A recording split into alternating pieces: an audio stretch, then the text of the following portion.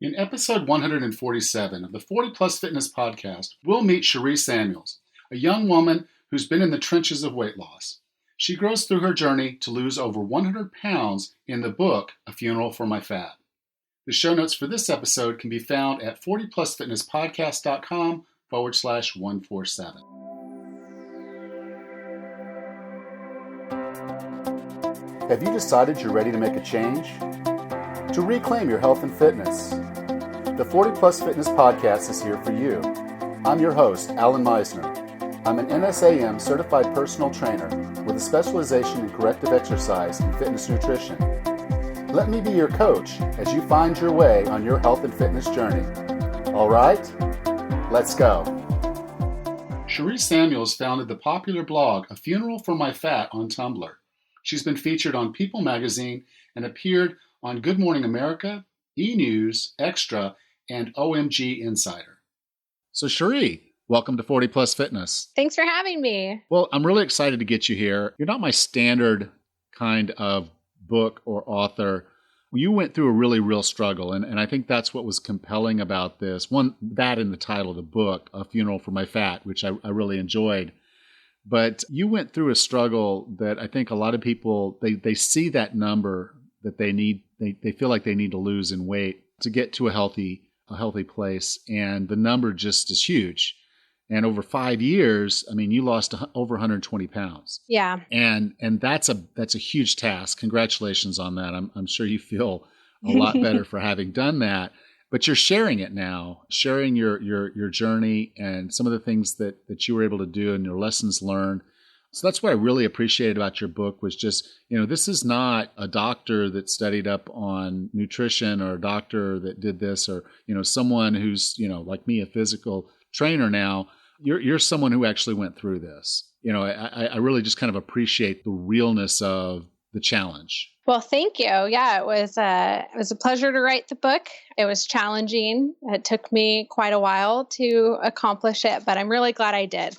Really glad that my story can touch people's lives beyond what my blog could do. And you started the book with this concept. And as I was listening to this, because I actually did it on audiobook, and as I was kind of going through it, one of the cool things that kind of came out about it was the concept of writing a letter to yourself. And I really enjoyed that concept because it was a concept that I try to sell to my clients is that, there's nothing I can do that can make you healthy and fit.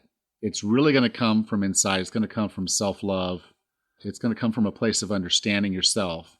And this letter kind of really engages at that level. So tell me a little bit about the process of deciding, okay, that the letter was the right thing to do. And then I guess the second thing is, would you mind reading your letter to us? Absolutely. So the idea of writing a letter came to me when, that negative self-talk, it's so common. We talk to ourselves so poorly, and I loved myself. I had always felt beautiful, but I was just finding myself in constant ruts of this negative self-talk. And I'm like, I need to get out of this. How can I help myself to not be so negative towards myself? And I started thinking, when my friends come to me and they're having a rough time and they're frustrated with whatever it is they're facing, not necessarily weight loss related, I don't ever, agree with them like, oh yeah, you're a terrible person. You're horrible. How could you feel that way? Like, you don't put your friends down. You support them. You help them see the positive. You help them, you empathize with them and see that they're going through a struggle, but remind them that it's not the end of the world and they're stronger than this. And so it just made me think, well, Sharee, why can't you do this with yourself? Like, what if you talk to yourself like how you talk to your friends when they come and they need help and they need advice? So that's where that letter came from. Like, this is going to be my reminder to myself on these bad days. I can read this letter and be like, okay, this is the positive me that I need. And so that's where the idea came from. And it really did help me. And I still have a letter that I read because I still have bad days too. We all do. So do you mind reading yours? Yeah, absolutely. Dear Sharee, take a deep breath. Think about how far you have come. Think about the hours of dedication you have put towards your health. Do you really believe you are a failure? So what if the scale didn't show anything this time? It's a stupid lying cow and it will never be on your side. But you know who is on your side? Me. I am always here for you. I feel your pain. I feel when you're sad. I feel when you're so tired you want to give up. And it's okay to feel that way. It's okay to be tired. Take a rest day. Call your mom. But don't you dare think for one moment that you're useless and haven't accomplished anything. You set out to change your life, not a pair of socks. Life changing takes time. You knew when you started that it wouldn't happen overnight, but it will happen. I know it will. Sharee, I am always here for you. I will fight with you, cry with you, and burn some calories with you. But please promise me that you will take care of yourself and me. I can't do this without you. I don't want to lose you and lose us on this journey. This is not about looks, although it will be nice to rock some crop tops someday. This is about the rest of our life, being healthy, feeling that sense of belonging, and not worrying about our weight.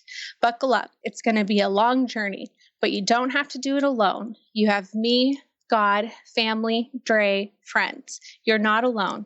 You can do this. Love yourself and love always, Sharee. Okay. And Dre, if someone doesn't know because they haven't read the book, Dre was your fiance at the time and now your husband, right? Yes. Okay. Yes. Okay. That's awesome. And I like the emotion of it because, again, it's basically saying you are your best friend, and writing yourself a letter like that and going back to it when you need it, I think is a very powerful tool. So I really appreciate you sharing that. You had another concept in the book that I found really compelling because I think so many people will come into something and, they're not, you got to strike a good balance between being generally a little open-minded that you're going to have to do things that are uncomfortable, but then you also have to try to find those things that fit you, like what you're going to enjoy. So there's a component of uncomfort, but there's also a component of enjoyment. And you hit on that by basically using this term fitness type. So finding your fitness type. And could you take a few minutes to kind of talk about that and then how that is a kind of a building component of something better? Well, it's this whole, for me, I did the personal training. I did the boot camp style classes and all of these different fitness programs. And when I was doing personal training at the time, I hated it. I hated going to the gym. I loved my personal trainer. She was amazing, but I hated the workouts. And I couldn't go on my own personal days and, do the workouts that she had for me. And I suffered from it. And I had a very terrible attitude towards fitness. I didn't enjoy working out. And, at that moment, I was left with the decision like, well, maybe exercise just isn't for me. And eventually I did find something that I fell in love with. And for me, it was Zumba. And it just gave this spark in me. Like I can enjoy exercise. I don't have to dread waking up early in the morning. And that's what finding your fitness is about. Like finding something that you can enjoy doing. Because if you hate exercise, if you hate running on the treadmill, if you hate lifting weights, but that's the only exercise that you're limiting yourself to, there's no way you're going to reach your goal. Like it's just not going to happen, especially if you're looking at, losing 50 pounds or 75 pounds or 100 pounds. Like it's just not going to happen. But if it's something you enjoy doing or can learn to enjoy doing, then it's not going to feel like work. And that's what I had to do. And that's what I really wanted to share in my book. I share with my friends and on my blog. Like you have to make this journey about you. And that includes your fitness. So find what your fitness is and then run with it. Yeah. And as you said in the book, as you get comfortable with the things that you're doing and why you're doing them, over time, that's going to help build your confidence. The first time you probably walked in the Zumba class and you weren't as comfortable, and now you're actually a Zumba instructor, as I recall from the book. Yes. So yes. You apparently got very comfortable with Zumba. I did. And now I don't hate lifting weights. I mean, I lift weights 6 days a week. I'm a bikini competitor now. So I learned to love that too. But had that been my sole method for weight loss, I never would be where I am today without finding something that I do enjoy. And another thing you got into, so, that one was about kind of knowing yourself on a fitness perspective. And then there was another piece of this is more about knowing yourself from a nutrition perspective. And it talked about how for some people, unhealthy eating, there is no such thing as moderation. Could you go into that a little bit? Yeah, I remember, I have friends that I was in high school, I was the only overweight one. And I was the one that was always on diets and trying to lose weight. And they could eat whatever they wanted and always look slim, always look small. Same with everyone in my family. And I kept hearing this like moderation. Oh, Sharee, just eat in moderation, eat in moderation. And I couldn't do it. It didn't work for me. I can't have just one chip, or I couldn't have just one piece of candy. I just couldn't stop myself. And once I realized and came to terms with, it doesn't mean I'm a failure. It doesn't mean that I won't reach my goals. I just need to find something that worked for me. And that was understanding that moderation, I won't be good at it, but what I am good at is planning. So I learned how to plan my meals. I prepared when I was going to eat. I allowed myself treats, but I didn't bring them in the house. It would be at a restaurant or, out with my family, some other place. And moderation is still something that I don't do because it's just not something that works well with me. And for a long time, I felt really alone in that idea that it's so mainstream to think 80-20 or have a treat meal whenever you want type of thing. And so many people are successful at it. But I was 256 pounds, and you don't get to be that unless you have an unhealthy relationship with food. So I had to accept that moderation, while it's popular, works for so many people. That's amazing. It's not going to work for me. And since I have shared my views on moderation online and in my book, I've gotten so many positive feedback from people who have read it and said, now I have in words what I feel inside. No one has ever understood why I can't do moderation. So it's been really empowering for me. And I'm really happy that I'm not alone in this feeling of moderation, and I'm able to share with other people. Like, it's okay. It doesn't make them right and you wrong. It's everyone's different. We're just finding what works for us in our healthy world. And reality is, I'm exactly the same way. I'm not a moderation person either. I'm either full on or full off. It's a switch, and just flip the switch. I'm either full on or full off, and I just have to decide which way I want that switch to be on or off. And that's who I am. So I totally got that, and I think that's, again, both of these concepts that we talked about were really more about self-awareness and you did this at a very young age. We're over 40. And so we should know ourselves by this point in our lives.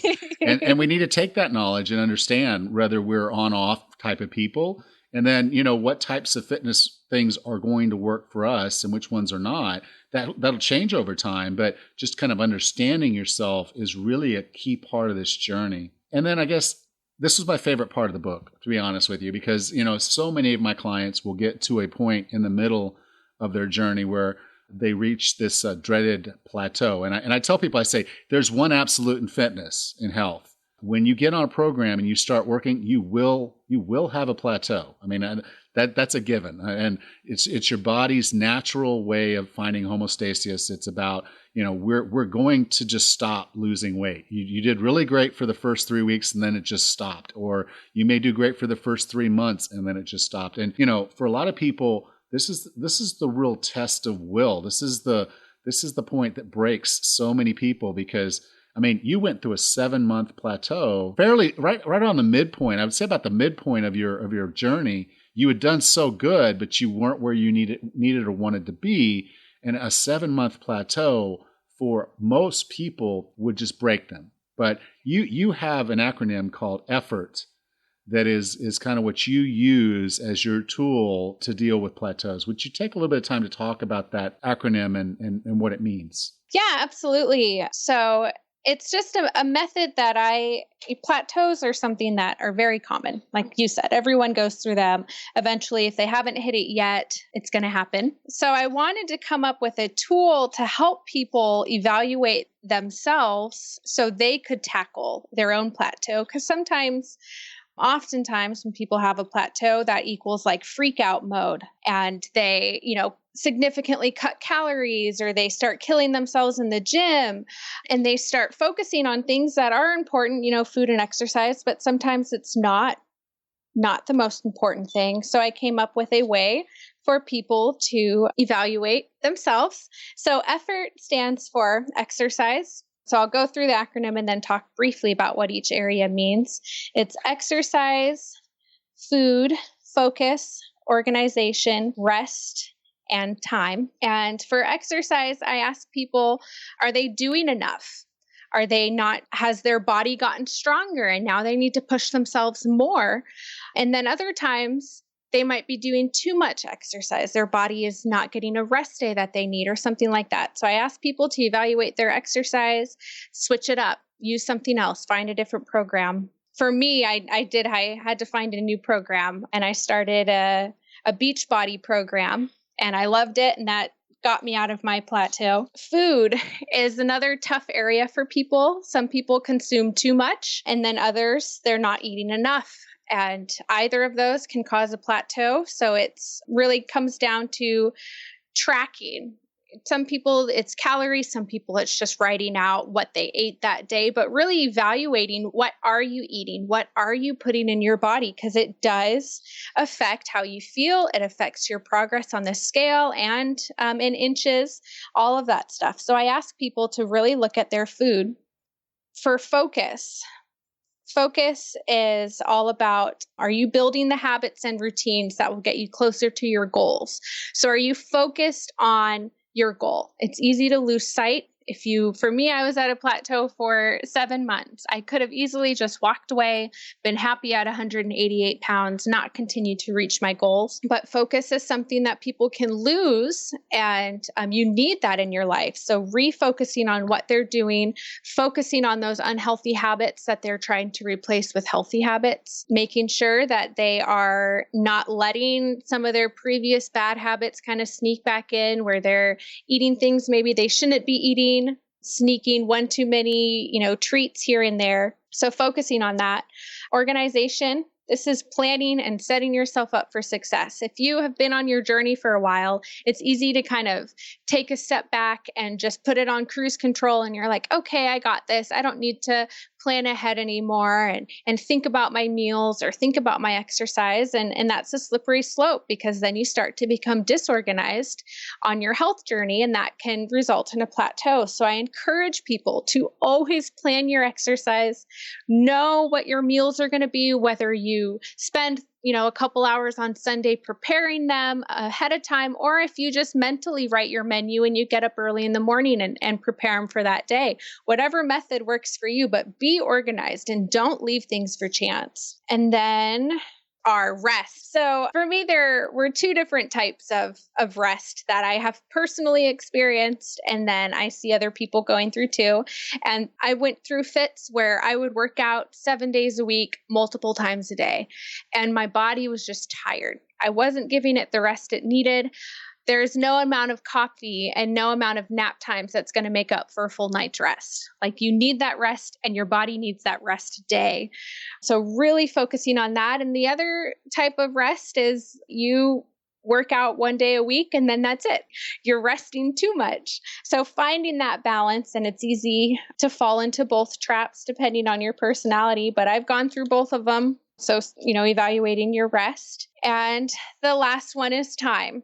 Are you rushing the process? Are you expecting immediate results and just kind of setting yourself up for unrealistic expectations? It takes time to lose weight, whether it's 5 pounds, 10 pounds, 110 pounds. It's not going to happen fast, and it's easy to get frustrated. So for me, I needed to accept that it was going to take a while and be prepared that it was going to take a while, but it didn't matter how long it took as long as I was moving in the right direction. Like I said, again, I really like that acronym, and I like the approach to it, because it really is it's a good, solid front to back. Let's evaluate the work we're doing. Let's evaluate what we're putting into our bodies. Let's, make sure that we're on task. We're organized, and then we're resting enough so that we're recovering, because that's when the magic happens. And if you're not resting, I can tell you, so many people will come in the gym and say, well, I want to work off all this weight. And, I basically tell them, I say, okay, well, when we're talking about weight loss, really 50% of it's the food, and 20% of it is your rest. Are you getting enough sleep, and are you taking care of yourself that way? 20% of it is stress, and that leaves you with 10% exercise.